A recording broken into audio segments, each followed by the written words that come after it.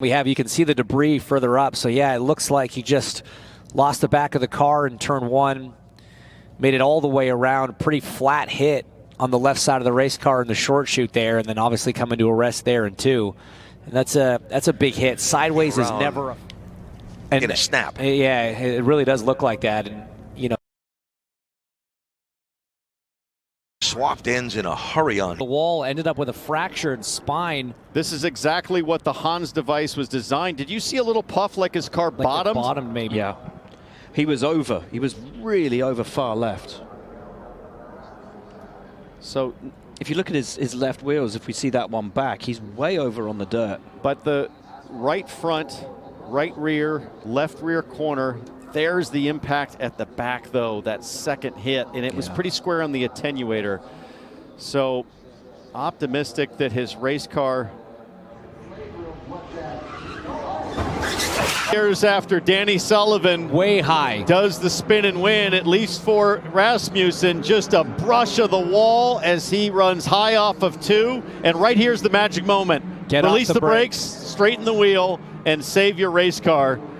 But I feel like this has been a bit overdue based on how he's. Get our first look at it now. Yeah, just a little bit high. Loses it once. Very similar to the accident of Takuma Sato, actually. Looks very similar to Takuma's accident from the open test. But it's just a tremendous amount of energy. 230 miles an hour minimum speed in the corner. Yeah, you look at the gearbox is completely popped open, half shaft ripped out. And Townsend, you were talking about this right at the top of the show. How loose the rear of these cars can get with the hybrid unit in there, the added weight. The rear went on him. He almost appeared to catch it, and then the rear went on him again. It's a pendulum effect, right? It catches, and then it hooks back, and then it swings back out again, even bigger on the next one. And at some point, you simply run out of road. Watch in real time. Oh, boy.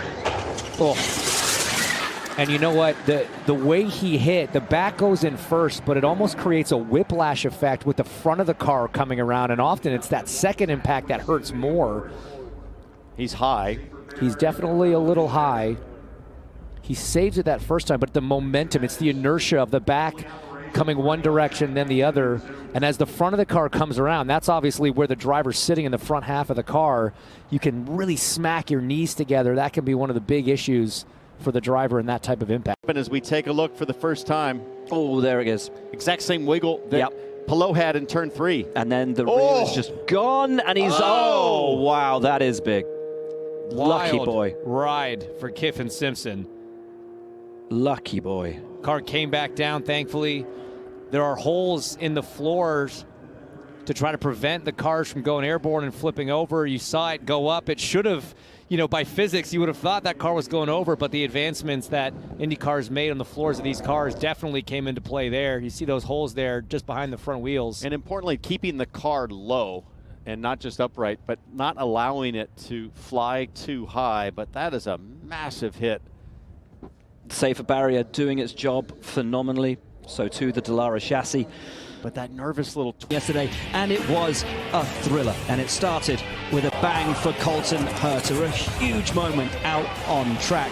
He thankfully was okay. The team did an incredible job to rebuild this car, get him back out on track, and guess what? He made it into the Indy 500. Yeah, it's military-grade Kevlar within those things. They're designed not to break off. It tells you everything you need to know about the ferocity. Oh. Let's take a look at what happened. Through turn 2, just got loose.